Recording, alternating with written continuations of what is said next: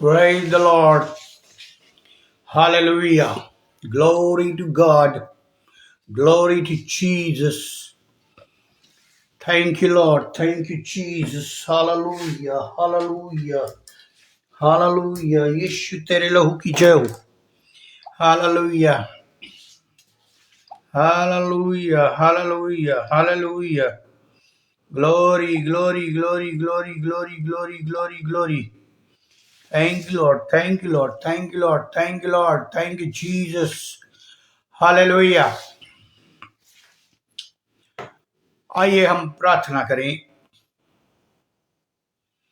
अनुग्रहकारी दयालु पिता परमेश्वर, एक बार फिर से हम लोग तेरे चरणों के पास आते, आपको हृदय से धन्यवाद देते हैं कि आपने ये मौका दिया कि प्रभु जी हम तेरी महिमा में एकत्र हों, ऑनलाइन से जुड़े रहे। धन्यवाद देते हैं प्रभु जी, इस नए वर्ष में प्रथम माह में जो आपने हम सबों को दिया है आशीष के रूप में, कि हम वचन में आगे को बढ़ें, शैतानी शक्तियों से लड़ते हुए तेरी आत्मा की शक्ति में, तेरे आत्मा में प्रभु जी आगे को बढ़ें, शैतानी शक्तियों को हरा सकें। धन्यवाद देते हैं हमारे परिवार के लिए और जितने भी जुड़े हुए हैं, भाई अनुपम डेविड उनके परिवार के लिए, सबों को आशीषित करें। और जिस विषय पर हम बोलने जा रहे हैं प्रभु जी, वो वेदी के अंगारों से आप मेरे होंठों को छुइए, ताकि जो भी बात मेरे मुख से निकले वो मेरी नहीं, वो तेरी हो। लोगों के हृदयों को भेदे, वे अपने आप को पापों से और शैतानी जाल फंदों से बचा सके और उस परीक्षा में विजय हो सके। संपूर्ण आराधना के संचालक आप ही हो, प्रभु यीशु क्रिस्ट के द्वारा, आमीन। मैं आपके लिए बाइबल में से पढ़ना चाहूंगा जेम्स यानी याकूब की पत्री, उसका 1 अध्याय और उसका याकूब की पत्री उसका 1 अध्याय और उसके 13 से 15 पद। देखिए क्या लिखा है। याकूब उसका 1 अध्याय 13 से 15 पद मैं पढ़ देता हूं। जब किसी की परीक्षा हो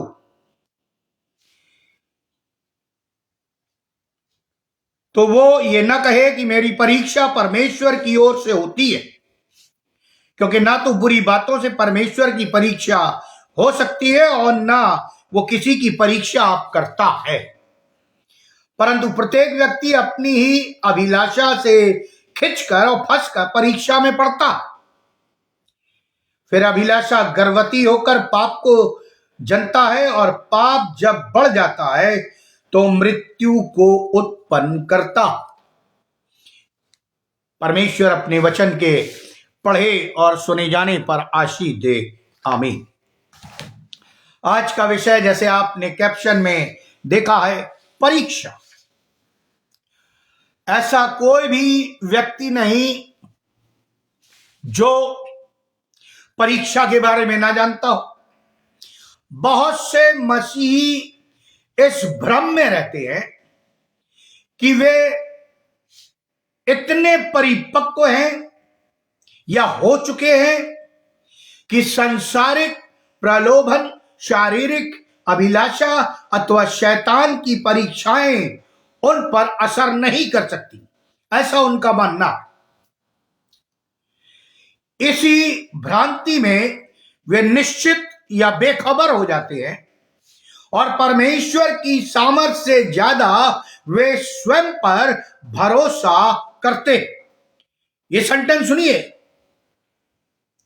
परमेश्वर की सामर्थ्य से ज्यादा वो स्वयं पर भरोसा करते, ऐसा मतलब उनका मानना है। यदि हम पुराने नियम में इस बात को देखें तो अनेक उदाहरण हमें आपको मिल जाएंगे, लेकिन जो उदाहरण मैंने आपके लिए रखा है वो राजा दाऊद का। अगर आपके पास बाइबल है तो आप निकाल कर बैठिएगा। बाइबल को आपको ध्यान से पढ़ना होगा। राजा दाऊद, दूसरा सामुएल 11 अध्याय, आप इसको पूरा पढ़ लेना। दाऊद को परमेश्वर ने एक गड़रिये से उठाकर राजा बना दिया, यानी भेड़ बकरियां चराने वाला राजा बन गया।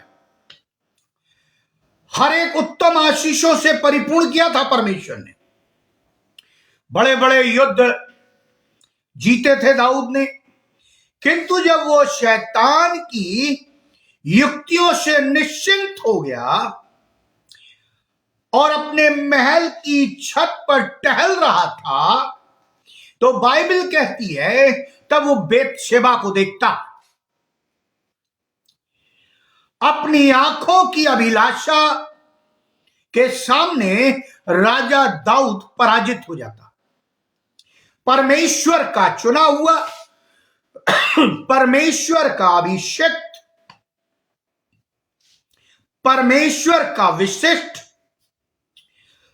जन आसानी से शैतान का अहेर बन जाता है या निवाला बन जाता है।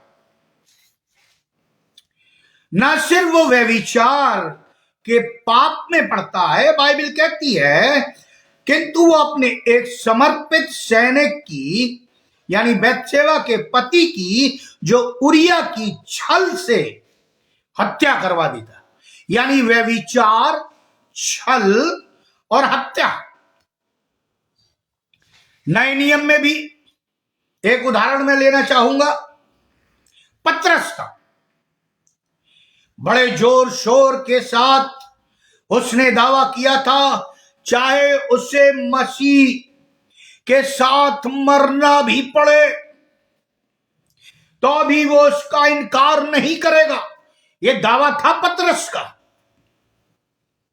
मत्ती 26:35 इस बात की गवाही देता।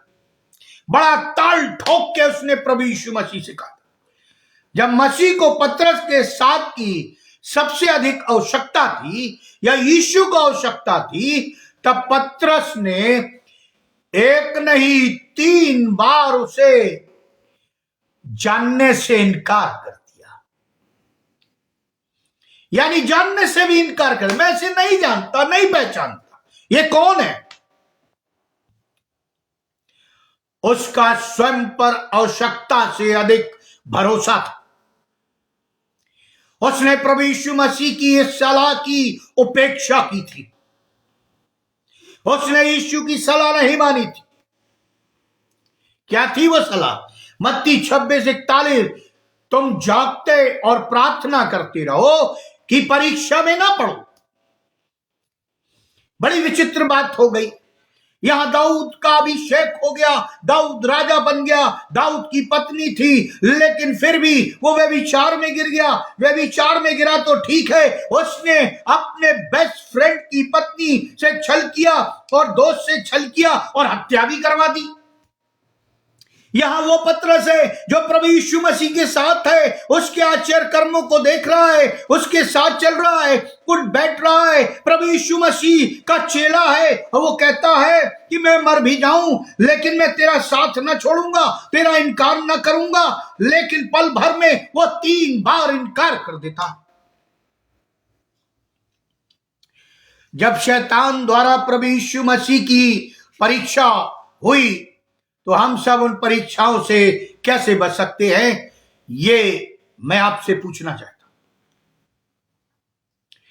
परीक्षाएं तो अवश्यभावी, परीक्षाओं से गुजरने से हम पापी नहीं बन जाते।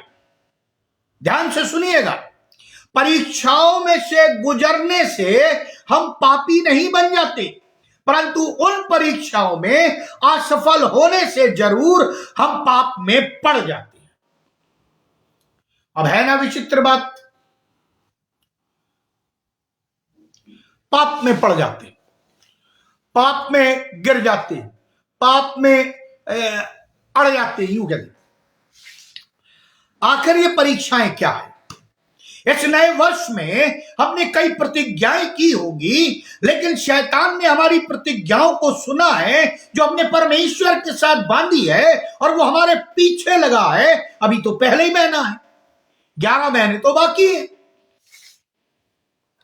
आखिर ये परीक्षाएं हैं क्या? परीक्षाएं वर्जित फल जैसी संसार की ये बुराइयां हैं। क्या है? संसार की बुराइयां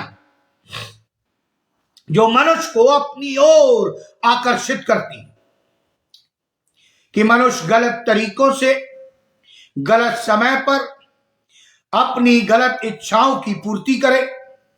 वो परमेश्वर द्वारा निर्धारित आज्ञाओं के दायरे का तथा समय सीमाओं का अतिक्रमण करे, तथा वो परमेश्वर के मार्ग से विमुख होकर या हट जाए और संसारिकता में लिप्त हो जाए। याकूब की पत्री उसका पहला अध्याय 12 पद क्या कहता है, मैं पढ़ूंगा। धन्य है वो मनुष्य जो परीक्षा में स्थिर रहता है, क्योंकि खरा निकलकर वो जीवन के उस मुकुट को प्राप्त करेगा जिसे प्रभु यीशु ने अपने प्रेम रखने वालों को देने की प्रतिज्ञा की। यहां ध्यान देने वाली बात है, धन्य है वो मनुष्य, अर्थात आशीषित और आनंदित है वो मनुष्य जो परीक्षा में स्थिर रहता और परीक्षा में खरा निकलता। इस पद को हम दूसरे अर्थ में देखें तो दुखी और श्रापित है वो मनुष्य जो परीक्षाओं में पराजित होता। अगर हम सफल नहीं हैं तो हम पराजित। आखिर किस प्रकार से हम इन परीक्षाओं में स्थिर रह सकते हैं और किस प्रकार परीक्षाओं में विजय प्राप्त कर सकते हैं, कुछ बातें मैं आपको जल्दी जल्दी यहां बताऊंगा। पहली बात, परीक्षाओं के प्रति हमें और आपको सावधान रहना। दाऊद भी सावधानी, कहते ना, सावधानी हटी दुर्घटना घटी। वही हाल आत्मिक जीवन का है, वही हाल मसीही जीवन का है, वही हाल कलीसियाई जीवन का। बार बार वचन में सावधान रहने की हमें और आपको चेतावनी दी गई। स्वयं पर परमेश्वर से अधिक भरोसा करना शैतान की शक्तियों का अवमूल्यन कर निश्चित रहना ही परीक्षाओं में हार का प्रमुख कारण बनता है हम मसीहों के लिए। पहला पत्रस 5:8 लिखता है, संयम और सचेत रहो, तुम्हारा शत्रु अर्थात शैतान गरजने वाले सी की भांति इस ताक में रहता है, किसको फड़ खाए। विश्वास में दृढ़ रहकर उसका विरोध करो। विश्वास में दृढ़ रहकर। पहला कुरिन्थियों 10:12 में लिखा जाता, जो ये समझता है कि मैं स्थिर हूं वो सावधान रहे कि कहीं गिर न पड़े। दाऊद बहुत सावधान था लेकिन निश्चिंत हो गया। क्या हुआ? पाप में गिर गया। पत्रस सावधान था, क्या हुआ? निश्चित हो गया, मैंने प्रतिज्ञा ले ली है, बस खत्म कहानी। नहीं, परमेश्वर के पुत्र को इनकार कर दिया।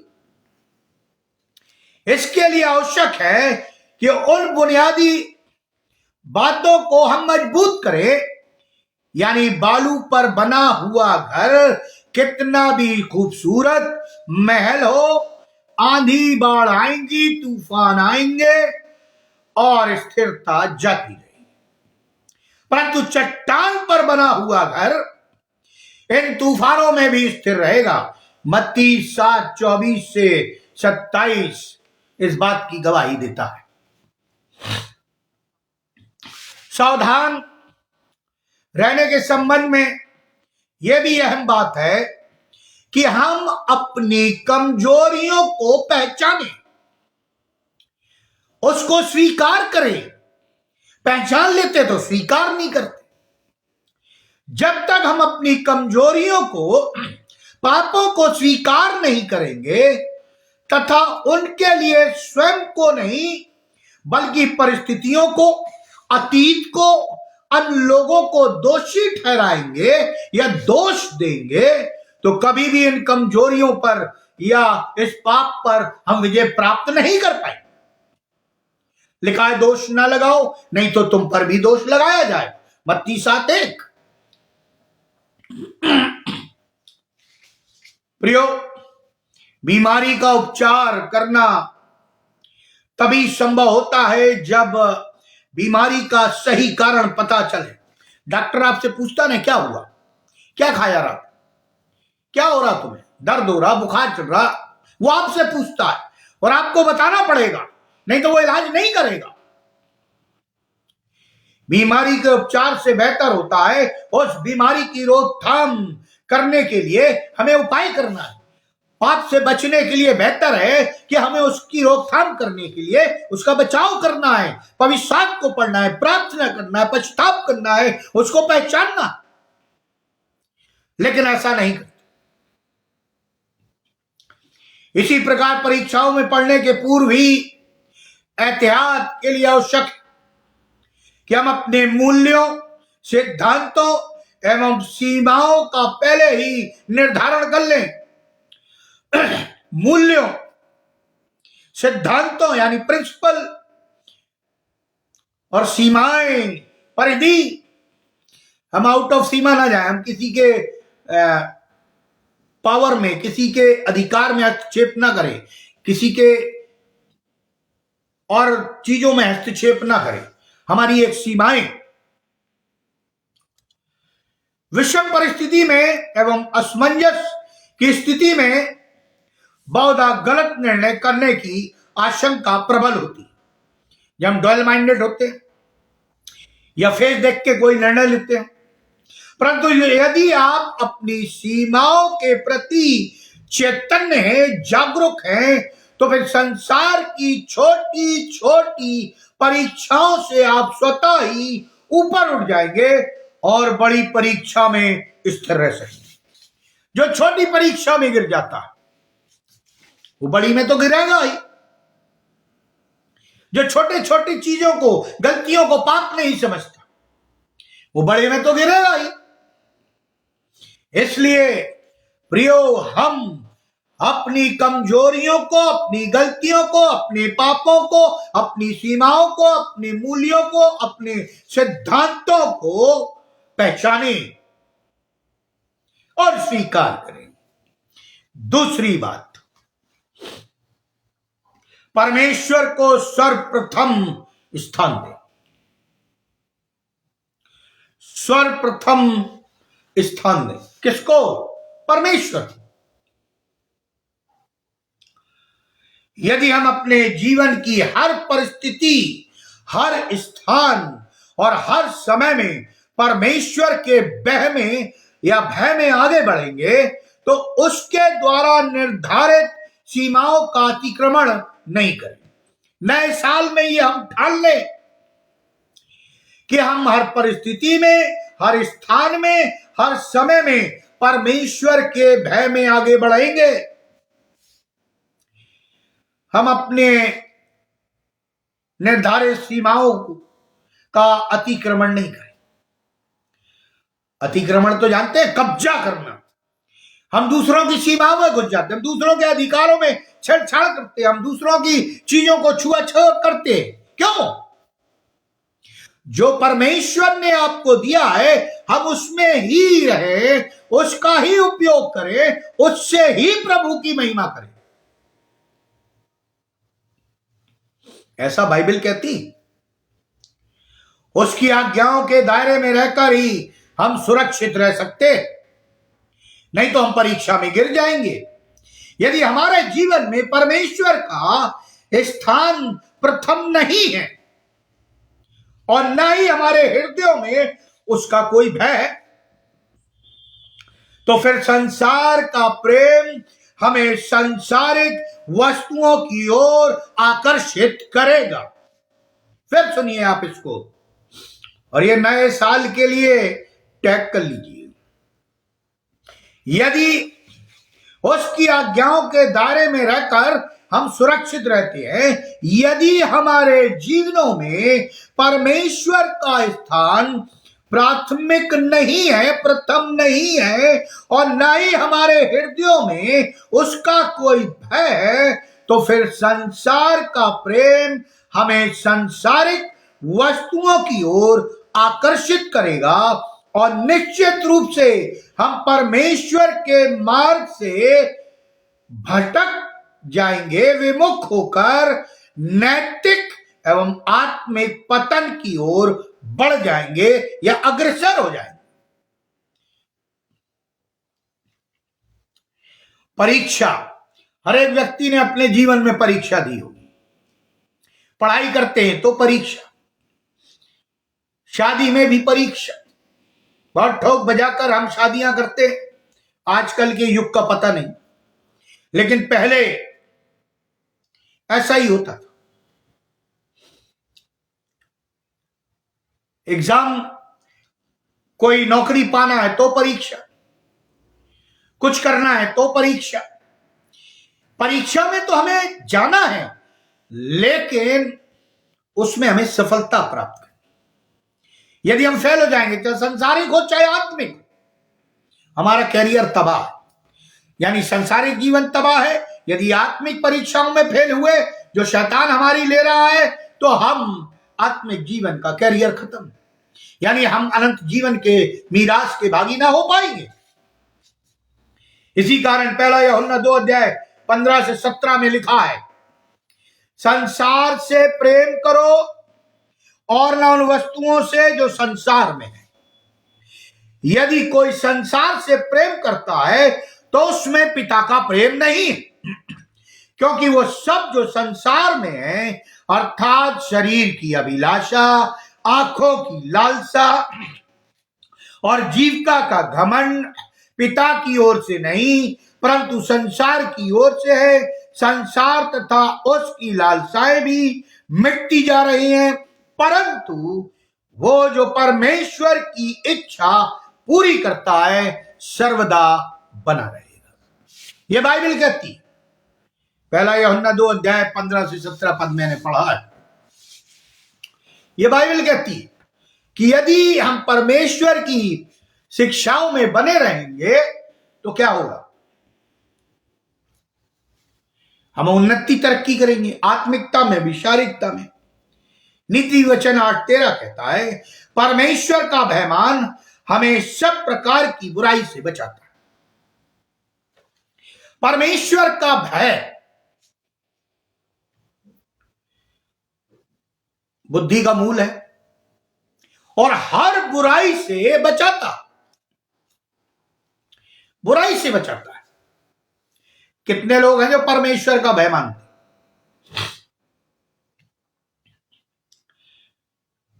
कई बार हम पाप करते हैं तो सोचते हैं परमेश्वर हमें नहीं देख रहा, यदि इंसान नहीं देख रहा तो परमेश्वर नहीं देख रहा।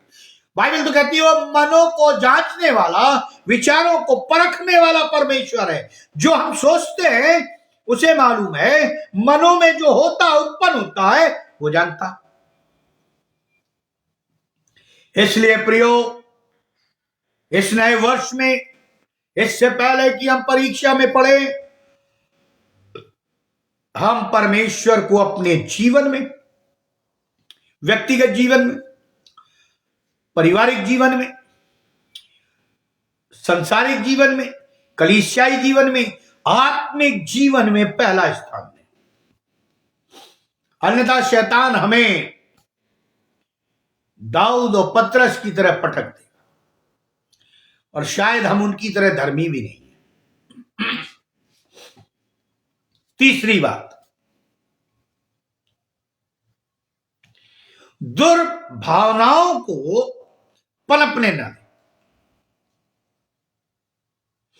दुर्भावनाएं मनुष्यों में बड़ी तेजी से पनपती।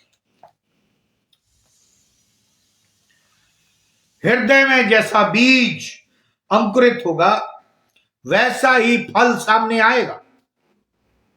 इसी कारण बाइबल में लिखा हुआ है, सबसे अधिक अपने मन की रक्षा कर, क्योंकि जीवन का मूल सूत्र वही है। नीति वचन 4:23।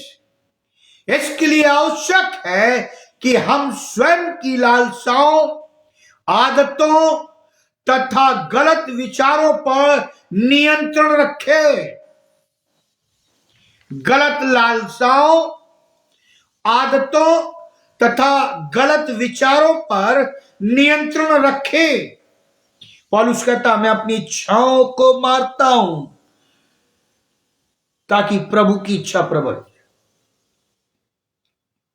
मैं अपनी शारीरिक अभिलाषाओं को मारता हूं ताकि आत्मिक अभिलाषाएं फलीभूत हो जाएं। जब हमारे हृदय में या हृदय के गलत विचार हम पर हावी होकर हमें नियंत्रण करेंगे, तब हम स्वयं ही परीक्षाओं को आमंत्रित कर लेंगे और उन परीक्षाओं में हमारी पराजय संभव है। क्योंकि उस समय जब हम पाप करते हैं तब पवित्र आत्मा हमारे साथ नहीं होता, तब प्रभु की सामर्थ हमारे साथ नहीं होती, तब प्रभु हमारे साथ नहीं होता। क्योंकि लिखा है, उजियाले का अंधियारे से क्या लगा। हर व्यक्ति परीक्षा में पड़ता। सफल होना, असफल होना मनुष्य की आत्मिक दशा को दर्शाता। हम मानव हैं और हमारे हृदय में अक्सर जो उत्पन्न होता है, बाइबल कहती है वो बुरा ही होता है। उत्पत्ति 8:21। परंतु इन नकारात्मक विचारों को सकारात्मक विचारों में बदलने के लिए करना है, और इसमें स्वयं को विष से भरा हुआ अपने विचारों से बचने के लिए आवश्यक है कि हम प्रभु यीशु मसीह पर विश्वास करें, उसके वचन को पढ़ें। प्रभु यीशु मसीह ने हमें पहाड़ी उपदेश में कहा है। इससे पहले मैं पढ़ूं, मैं आपसे पूछना चाहता हूं, आपने कभी किसी की हत्या की या आपने व्यभिचार किया? यीशु मसीह कहते हैं, यदि तूने अपने मन में किसी भी स्त्री को कुदृष्टि से देख लिया या विचार उत्पन्न हो गए तो तूने व्यभिचार कर लिया। कितनी भयंकर बात। यहां क्या कहता है पहाड़ी वचन, मत्ती 5:21-22। मैं केवल थोड़ा सा हिस्सा पढ़ूंगा। हत्या करना तो पाप है ही, परंतु ऐसे क्रोध को भी हत्या में पनपने नहीं देना है जिसकी परिणति या रिजल्ट हत्या। मैं बाइबल में से पढ़ देना चाहता हूं, निकाल लीजिए मत्ती 5, ताकि आपको मेरी बात समझ में आ जाए। ना तो आपने व्यभिचार किया है, लेकिन क्यों हम परमेश्वर की दृष्टि में हत्यारे और व्यभिचारी हैं। मत्ती 5:21 से पढ़ता हूं। तुम सुन चुके हो कि पूर्व काल के लोगों ने कहा था कि हत्या ना करना, और जो कोई हत्या करेगा वो कचहरी में दंड के योग्य होगा। परंतु मैं तुमसे कहता हूं कि जो कोई अपने भाई पर क्रोध करेगा वो कचहरी के दंड के योग्य होगा, और जो कोई अपने भाई को निकम्मा कहेगा वो महासभा में दंड के योग्य होगा, और जो कोई कहे अरे मूर्ख, वो नरक की आग के दंड के योग्य होगा।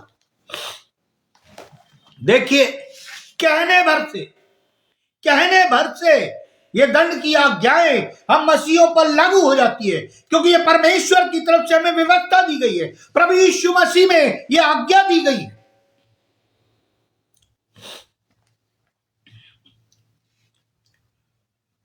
ऐसी कुदृष्टि से, कामुकता के विचार से भी बचना, जिसका परिणाम वे विचार मत्ती 5:27 से 28। पौलुस ने इस संबंध में बहुत अच्छा कहा है कि अब शरीर के काम स्पष्ट। गलतियों की पत्री 5 अध्याय में क्या है शरीर के काम? 19वें पद से पढ़ता हूं। पहले ही वर्ड आया व्यभिचार, अशुद्धता, कामुकता, मूर्ति पूजा, जादू टोना, बैर, झगड़ा, ईर्ष्या, क्रोध, मतभेद, फूट, दलबंदी, द्वेष, मतवालापन, रंग रेलियां।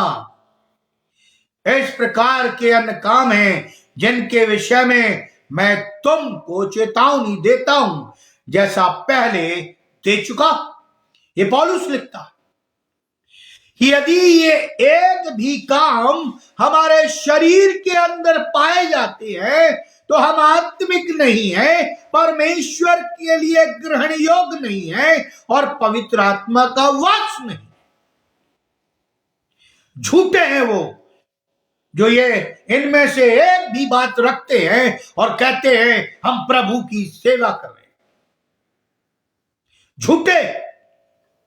मैं ये नहीं कह रहा कि आप इनमें नहीं पढ़ सकते, लेकिन आप पश्चाताप तो कर सकते हैं, आप माफी तो मांग सकते हैं, आप गिड़गिड़ा के रो तो सकते हैं, आप अपने पापों को मान तो सकते हैं। और लिखा जो अपने पापों को मानेगा प्रभु यीशु मसीह से क्षमा करेगा।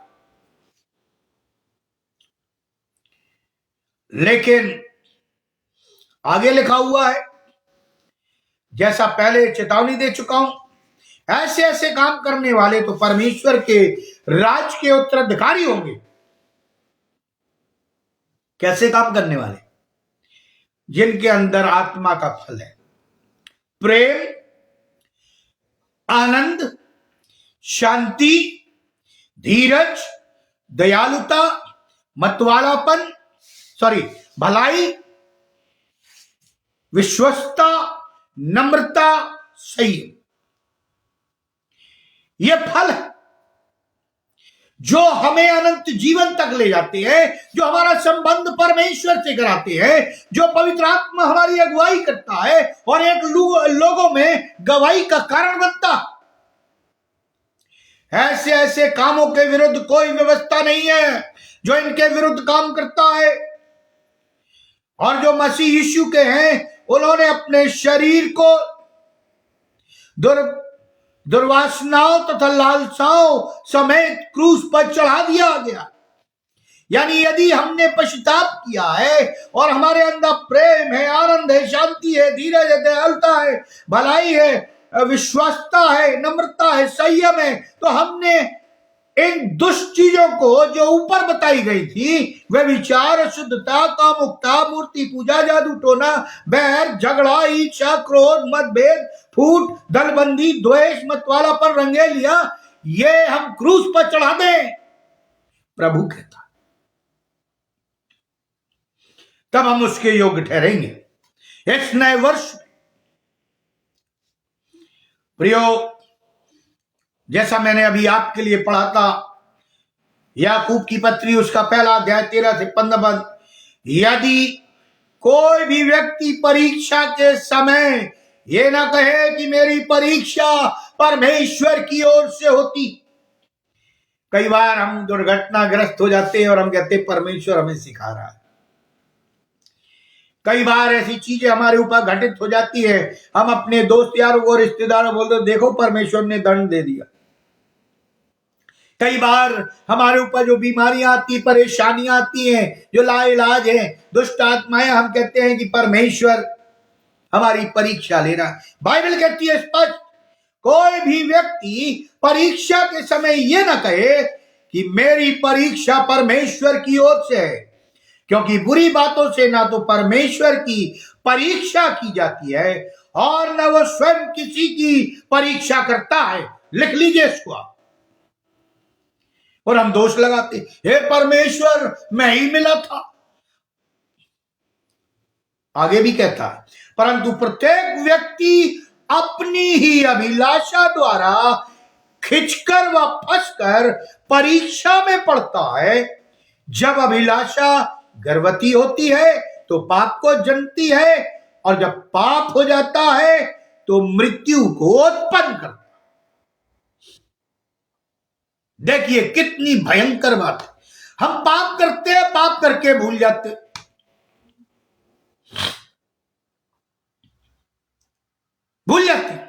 परमेश्वर नहीं भूलता।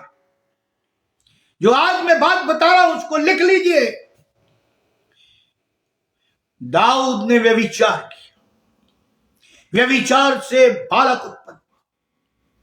8 वर्ष तक दाऊद ने उस पाप को वो भूल गया था। 8 वर्ष बाइबल पढ़िए आप, लेकिन परमेश्वर उसे स्मरण रखा। परमेश्वर ने सोचा आज माफी मांग लेगा, आज पश्चाताप कर लेगा, आज रिपेंट कर लेगा, वापस आ जाएगा। लेकिन दाऊद ने माफी नहीं मांगी। तब परमेश्वर ने उसके ही दोस्त योनातान को भेजा, चिता दे उसका पाप। और जब योनातान ने उसे कहानी सुनाई, दाऊद क्रोधित हो गया। कौन है, तलवार खींच ली, बोले मैं मार डालूंगा। उसने कहा हे दाऊद वह तू ही है। दाऊद समझ गया कि मैं अपने पाप को भूल गया था। मैंने जो गलतियां की, पाप की, व्यभिचार किया, मैं भूल गया था। लेकिन परमेश्वर को स्मरण है, लिखा उसने उसी वक्त पश्चाताप किया। परमेश्वर ने उस बेटे को एक बीमारी भेजी, वो मर गया। दाऊद ने स्नान किया और फिर परमेश्वर ने उसे क्षमा कर। दाऊद का एक ही पाप गिना गया, सारे पाप माफ कर दिए गए थे। मूसा ने एक ही पाप किया था, मूसा को हत्या का पाप नहीं गिना गया। मूसा ने कई झगड़े किए, वो नहीं गिने गए, कई प्रकार की चीजें। लेकिन मूसा ने एक गलती की, जहां बोला चट्टान से बातें करना, वहां उसने 3 बार छड़ी मारी। वो पाप मूसा का गिना गया, एक ही पाप दाऊद का गिना। परमेश्वर हमारे पापों को स्मरण रखता है, यीशु हमारे पापों को स्मरण रखता है, और हमें जीवन पर जीवन, नए वर्ष पर नया वर्ष देता है, ताकि हम पश्चाताप करें। और वो हमें चिताता भी है, और यदि हम ना चेते तो फिर वो हमारे लिए मृत्यु बन जाता। अनिवार्य है कि हम दुर्भावनाओं को अपने ऊपर हावी ना होने दें। वचन की प्रेरणा के द्वारा इन दुर्भावनाओं का उपचार करें और इन्हें अपने हृदय से दूर रखें, और इन्हें अपने हृदय से दूर रखें। किसी विद्वान ने कहा है, यदि हम सफेद कपड़े पहनकर कालिख के रूम में या काजल के रूम में जाएंगे तो वो हमें कहीं ना कहीं लग जाएगा। इसलिए मसीहो, हम ये ना सोचें कि हम दुआ करते हैं तो हम पाप में ना गिरेंगे। हम ये ना सोचें हम बाइबल पढ़ते हैं तो हम पाप में ना गिरेंगे। हम ये ना सोचें कि हम परमेश्वर की सामर्थ से दुष्ट आत्माओं को निकालते हैं तो हम पाप में ना गिरेंगे। हम ये ना सोचें कि हम परमेश्वर की सामर्थ से अन्य लोगों को चंगाई देते हैं, नाना प्रकार के आश्चर्य कर्म करते हैं तो हम पाप में न गिरेंगे। हम ये ना सोचें कि हम परमेश्वर की सामर्थ से भिन्न भिन्न लोगों के लिए भविष्यवाणियां करते हैं तो हम पाप में न गिरेंगे। बाइबल कहती है यदि आप निश्चित हो जाएंगे तो आप पाप में गिर जाएंगे।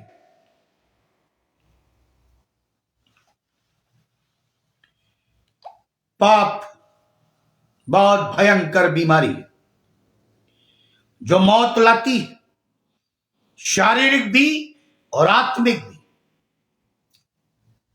शारीरिक भी और आत्मिक भी मौत लाती। चौथी बात, परीक्षाओं में पढ़ने की स्थिति से स्वयं को दूर रखें। परीक्षाओं में पढ़ने की स्थिति से स्वयं को दूर रखें।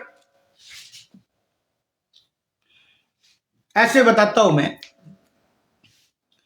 प्यास लगना मनुष्यों को आम बात है और ये आशीष की बात है, प्यास लगना।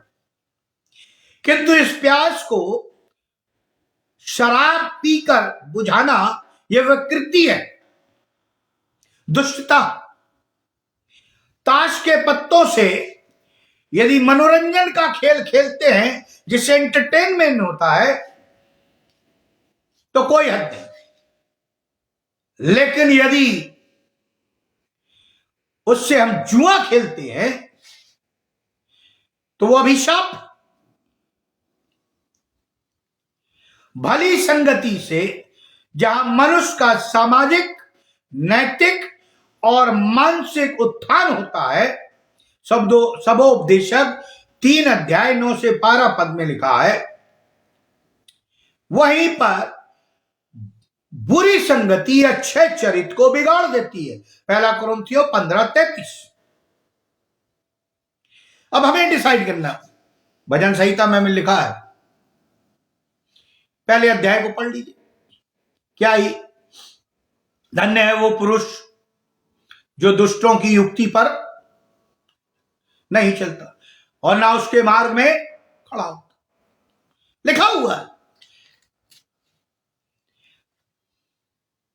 इसलिए नीति वचन 1:10 से 15 में 1:10 और 15 को यदि आप पढ़े तो उसका सार यह है, यदि पापी तुझे फुसलाए तो उसकी ना मानना, ना ही उसकी राह में अपने पैर रखना।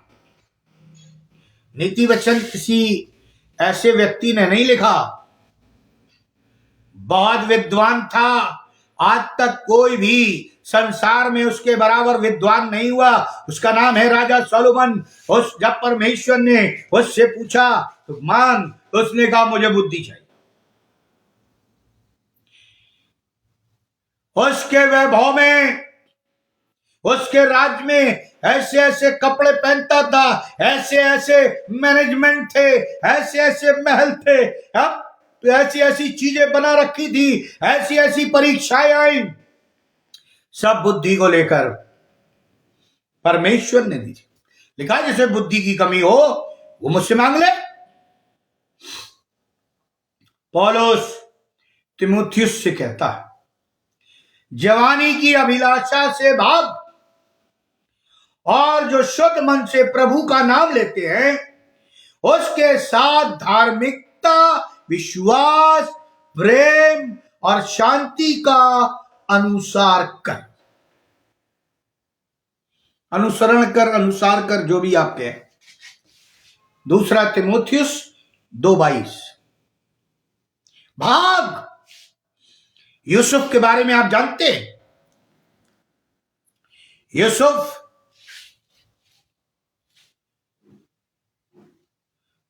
पोतीफर की पत्नी पीछे पड़ गई, भागा यूसुफ, कपड़ा छोड़कर भागा। बदनाम हो जाऊं तो हो जाऊं, लेकिन व्यभिचार में ना गिरूं। आज संसार में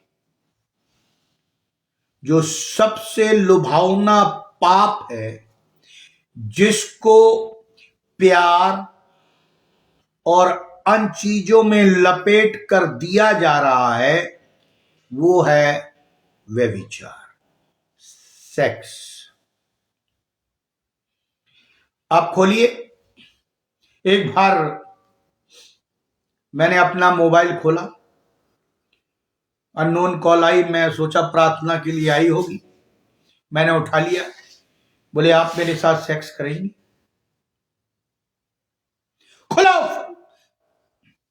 आज कई वेबसाइट चल रही, कई चीजें चल रही, केवल इंसान वो चीज देखना चाहता है, वो उसमें जाना चाहता है जो परमेश्वर की नहीं है। शैतान के द्वारा बड़ा लपेट कर चाशनी में दिया जा रहा है ताकि हमें वो पाप ना लगे और ना ही हम पाप को समझे। प्रियो, मैं जो कहना चाह रहा हूं, यदि हम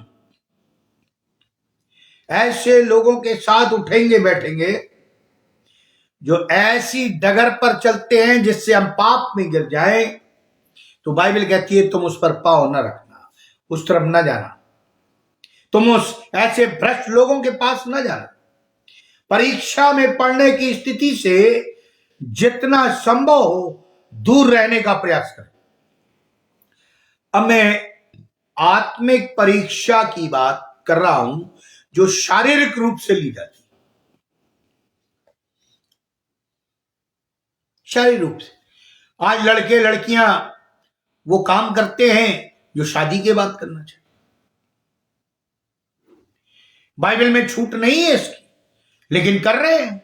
कलीसियाओं में भी है, मां बाप नहीं रोक सकते, हिम्मत नहीं है मां बाप की, सही शिक्षा नहीं दे रहे, पासवान डरते हैं। अरे मैं क्यों बोलूं, तो तुम्हें ठहराया क्यों वहां पर? परमेश्वर ने नियुक्त क्यों किया?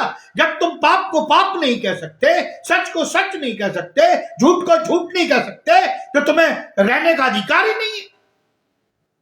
इसका मतलब हम जो प्रभु के दास हैं वो फिर प्रभु के दास नहीं, वो पैसों के दास, वो शैतान के दास है। और इसलिए कई कलीसियाएं बर्बाद हो रही है, बेंचें खाली पड़ी हैं। अफसोस होता है, दुख होता है ऐसे पासवानों को देखकर, ऐसे लीडरों को देखकर, ऐसे चमत्कार करने वालों को देखकर जो प्रभु का नाम तो लेते हैं लेकिन प्रभु से उनका दूर दूर तक कोई लेना देना नहीं। वे उस 5 कुमारी के समान हैं जिनके कुप्पियों में तेल खत्म हो गया, और जब दूल्हा आया और जब वो तेल लेकर बाजार से मोल लेकर वापस गई तो प्रभु ने कहा मैं तुम्हें नहीं पहचानता, तुम कौन? उन्होंने कहा हमने तेरे नाम से प्रचार किया है, भूतों को निकाला है, दुष्ट आत्माओं को निकाला है, चंगाइयां की हैं, बड़े बड़े आश्चर्य कर्म किए हैं। परमेश्वर कहता मैं तुम्हें नहीं जानता। आखिरी और अंतिम बात, समय तेजी से जा रहा है। परीक्षाओं के समय वचन और प्रार्थना द्वारा सामर्थ्य प्राप्त करें। प्रार्थना की सामर्थ्य, परमेश्वर की सामर्थ्य, ये परमेश्वर का हम पर महान अनुग्रह है कि हम किसी भी स्थान से, किसी भी समय, किसी भी परिस्थिति में प्रार्थना द्वारा उस अद्वैत सर्वशक्तिमान परमेश्वर के संपर्क कर सकते हैं। फिर सुन लीजिए आप, ये परमेश्वर का हम पर महान अनुग्रह है कि हम किसी भी स्थान से, किसी भी समय, किसी भी परिस्थिति में प्रार्थना के द्वारा उस अद्वैत सर्वशक्तिमान पवित्र परमेश्वर से संपर्क कर सकते। ये कोई पादरी या कोई बड़े बड़े लीडरों का घर नहीं है जहां टाइम लिखा है 9 से 10 मिलने का या प्रार्थना करने का। हम 24 घंटे जब चाहें अपने प्रभु से प्रार्थना के द्वारा अपना कनेक्शन कर सकते हैं, मेल मिलाप कर सकते हैं।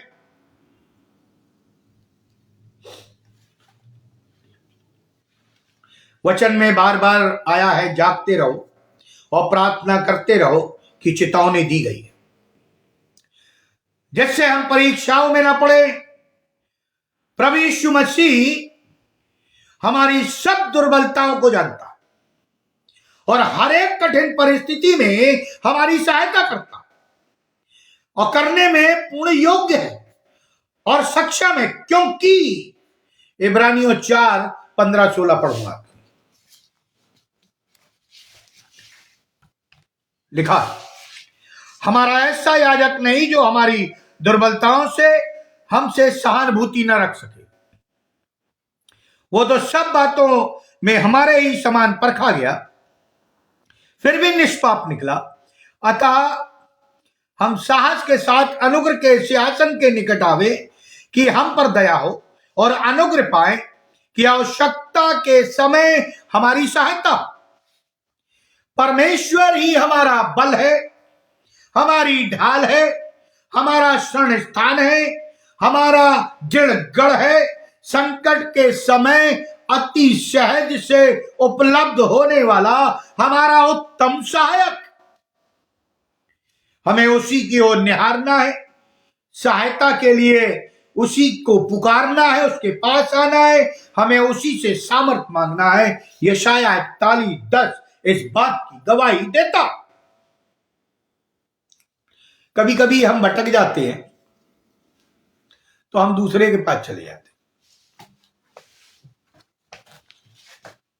ताबीज गंडा बंधवा लेते, झाड़ फूक करवा लेते, घरों में कीले गड़वा लेते, नाना प्रकार की चीजें कर लेते। मना करता परमेश्वर। अविश्वासी हो जाते, भविष्य देखने लगते हैं, राशियां पलटने लगते हैं। वचन की शिक्षाओं को ध्यान पूर्वक सीखना है, जिससे उसके अनुसार आचरण करने के लिए हम सावधान रह सके, यानी हमारा आचरण सही रहे। यहोशू 1:7-9 यदि आप पढ़े तो आपको मालूम हो जाएगा कि उसने शिक्षाएं दी। हमारे पांव के लिए दीपक प्रभु ने कहा है, और मार्ग के लिए उजाला है क्या? परमेश्वर का वचन। क्या हम पढ़ते हैं? क्या हम पढ़ते हैं? लिखा है, यदि तुम मेरे वचन में बने रहोगे तो तुम सत्य को जानोगे और सत्य तुम्हें स्वतंत्र करेगा।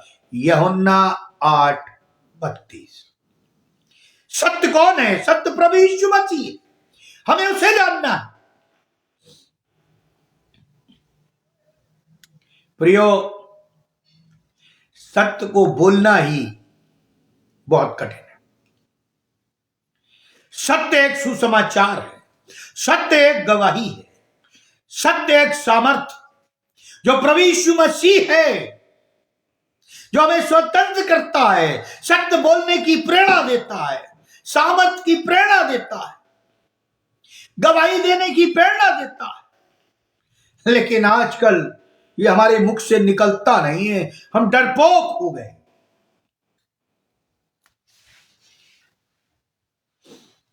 और कंक्लूजन में मैं कहना चाहूंगा, समय तेजी से भाग रहा है,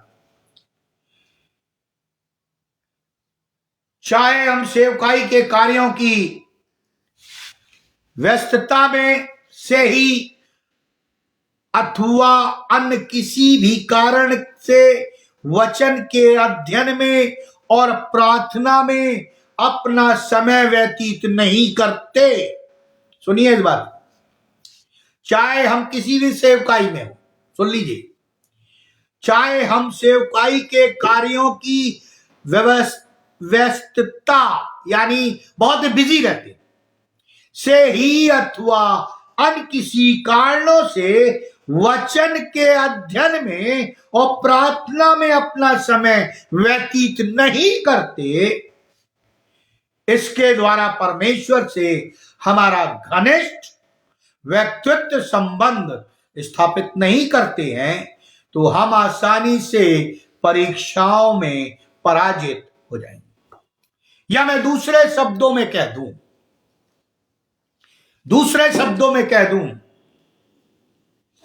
यदि हम बाइबल नहीं पढ़ते, हम प्रार्थना नहीं करते, जो हमारा जीवित वचन है, हमारा संबंध प्रभु से नहीं है, तो ये निश्चय जानिए शैतान हमें गिरा देगा। और दूसरे शब्दों में स्पष्ट कह दूं, जो मैं कहना चाहता हूं,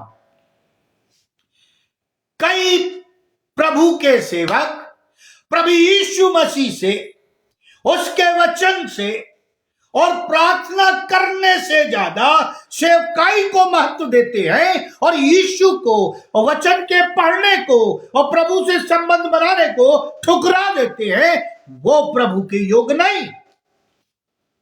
ये बहुत कड़वी और सच्ची बात। बड़े बड़े लीडरों को देखिए, बड़ी बड़ी सेवकाई कर रहे हैं, प्रार्थना करने का समय नहीं है, बाइबल पढ़ने का समय नहीं है, प्रभु यीशु से संबंध बनाने का समय नहीं है, सेवकाई कर रहे हैं प्रभु के नाम की। अरे जब प्रभु को ही नहीं आप समय दे रहे तो ऐसी सेवकाई से फायदा क्या प्रभु को?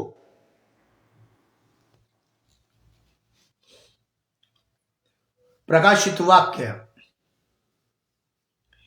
प्राण देने तक विश्वास योग्य और आज्ञाकारिता का जीवन जीना है, तभी अनंत जीवन का मुकुट हमें और आपको प्राप्त होगा। प्रकाशित वाक्य 2:10। हमको परमेश्वर ने स्वतंत्र इच्छा दी है, हम सही और गलत का निर्णय कर सकते हैं, हमें बुद्धि दी है, निर्णय करने के लिए हम और आप स्वतंत्र हैं, कोई हमारे ऊपर थोपा नहीं गया है, परंतु इसके परिणाम पूर्वक निर्धारित है कि इनको निर्धारित करना मनुष्य के बस की बात नहीं। यानी जो जैसा बोएगा वैसा ही काटेगा। गलतियों 6:7। एक बहुत पुरानी कहावत है, अब पछताए होत क्या जब चिड़िया चुग गई खेत। सुलेमान राजा ने अपने जीवन का निष्कर्ष दिया, यहोवा का भयमान और उसके आदर्शों पर चल मनुष्य का संपूर्ण कर्तव्य यही है। सबोपदेशक 12:13। यहोवा का भयमान, हम सबसे डरते हैं, सबका भय मानते हैं, परमेश्वर का नहीं मानते, त्रिएक ईश्वर का नहीं मानते, और इसलिए हम छोटे छोटे पाप में गिर जाते हैं। वर्जित फलों, छोटी छोटी लोमड़ियों, चिड़ियों के जाल में फंस जाते हैं। हमारे लहलहाते बगीचे यानी हमारा जीवन, हमारा परिवार को धीरे धीरे शैतान पूरी तरह नष्ट कर देता है।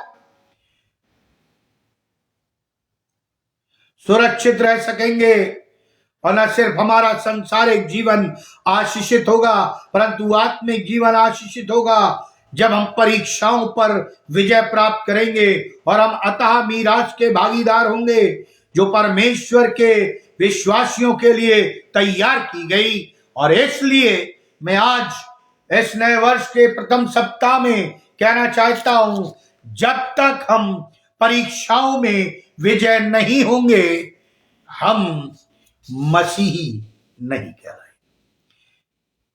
मूसा ने एक गलती की, इबलीस पहुंच गया, इसने पाप किया है, ये मेरा है, मैं इसे ले जाऊंगा। और आपको मालूम है क्या हुआ? परमेश्वर अपने लोगों की मिट्टी यानी जीवित रहने पर भी परमेश्वर मनुष्य का आदर करता है, मरने के बाद भी करता है। लेकिन हम मनुष्य इतने निकम्मे हैं कि ये जीवन में रहकर अपने जीवित परमेश्वर के लिए सही निर्णय नहीं ले पाते और परीक्षा में गिर जाते। अंतिम बात कहकर बंद करूंगा। परीक्षा हमें प्रभु के नजदीक लाती है। लिखा है जब तुम परीक्षा में पढ़ो तो इसे बड़े आनंद की बात समझो। याकूब की पत्री उसका पहला अध्याय आप पढ़े, लेकिन हम डर जाते, घबरा जाते, शैतान डरा देता, घबरा देता है और हम परीक्षा में गिर जाते। परीक्षा हमें प्रार्थना करने के लिए प्रेरित करती है। परीक्षा हमें पढ़ने में, हमें बाइबल पढ़ने के लिए प्रेरित करती है। परीक्षा में यदि मनुष्य पढ़ता है तो वो परमेश्वर से अपने संबंध को ठीक करने के लिए प्रेरित करती है। और यदि हमारा संबंध प्रभु यीशु से हो जाता है तो फिर हम विजय हो जाते हैं, फिर हमारा शैतान कुछ नहीं कर सकता। और इसलिए जब हम पाप करें तो पश्चाताप जरूर कर ले, क्योंकि परमेश्वर उसे स्मरण रखता है। प्रियो, नए वर्ष में हमने कई प्रतिज्ञाएं की होंगी। ये पहला महीना है, कुछ समय के बाद हम भूल ना जाएं। लेकिन जब भी हम परीक्षा में पड़े तो हम घुटनों पर जाएं। जब भी हम परीक्षा में पड़े हम वचन को पढ़ें। जब भी हम परीक्षा में पड़े हम अपनी निगाहें प्रभु की ओर उठाएं, अपने हाथों को उठाएं, स्तुति और महिमा करें। परमेश्वर सामर्थी है, वो अपनी सामर्थ से तुम्हें उस परीक्षा में विजय दिलाएगा। परमेश्वर इस वचन पर आशीष दे। आइए हम प्रार्थना करें। अनुग्रहकारी दयालु पिता परमेश्वर, हम आपको हृदय से धन्यवाद देते हैं। हम तो पापी हैं, गुनहगार हैं, तुच्छ निकम्मे हैं, मिट्टी हैं, हमारे अंदर कोई भी योग्यताएं नहीं है, लेकिन आप दयालु हैं, विलंब से कोप करने वाले हैं। हम तो संसारिकता में जी रहे और नाना प्रकार से पाप में पड़ जाते हैं, नाना प्रकार से प्रभु जी शैतान के जाल फंदों में पड़ जाते हैं, क्योंकि हम वचन को पढ़ना और प्रार्थना को करना छोड़ देते हैं।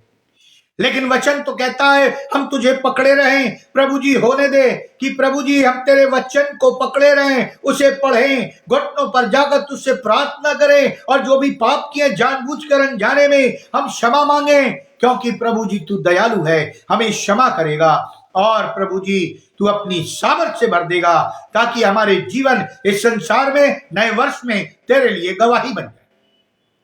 हम विनती प्रार्थना करते हैं जो ऑनलाइन जुड़े हुए हैं उन्हें आशीषित करना, उनकी मनोकामनाओं को पूरा करना।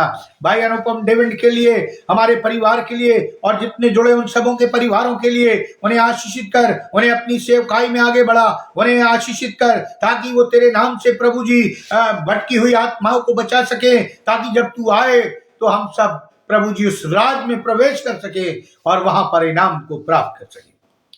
प्रभु जी यदि आप आने से ठहरते हैं तो हम सबों को रात्रि में मीठी नींद देना, स्वप्न देना, दर्शन देना, ताकि हम तेरी इच्छा को जान सकें और प्रभु जी उसी के अनुसार अपने जीवन का निर्वाह कर सकें। यदि कोई हमारे बीच में बीमार है, हम यीशु मसीह के नाम से हर एक बीमारियों को डांट देते हैं, अभी और इसी वक्त चली जाए, क्योंकि तूने उनके लिए लहू बहाया ताकि तेरे कोड़े खाने से बीमार चंगे हो। जो दुष्ट आत्माओं से ग्रसित है, हम इतनी प्रार्थना करते हैं यीशु मसीह के नाम से, हम दुष्ट आत्माओं के बंधनों को तोड़ देते हैं तेरे नाम में, तेरे लहू में, ताकि प्रभु जी वे लोग छुटकारा पाए, क्योंकि तूने शैतान का सिर उस सलीब पर कुचल दिया है। होने दे हमारे प्रभु जी शरीर जीवित बलिदान के रूप में तेरे सामने समर्पित हो और तुझे ग्रहण योग्य हो, प्रभु यीशु ख्रीस्त के द्वारा, आमीन। और परमेश्वर पिता का प्रेम, प्रभु यीशु मसीह का अनुभव, पवित्र आत्मा की सहभागिता हम सब विश्वासियों के साथ, विशेष तौर से जितने ऑनलाइन जुड़े हैं भाई अनुपम डेविड और उनकी टीम के साथ, जब तक तो दोबारा आने से ठहरता है, जीवन के अंत तक बनी रहे, आमीन। अगला संदेश हमारा होगा बाइबल की भविष्यवाणियां और परमेश्वर की चेतावनियां इस्राएलियों के लिए। अगले सैटरडे को आप जरूर सुने, आमीन।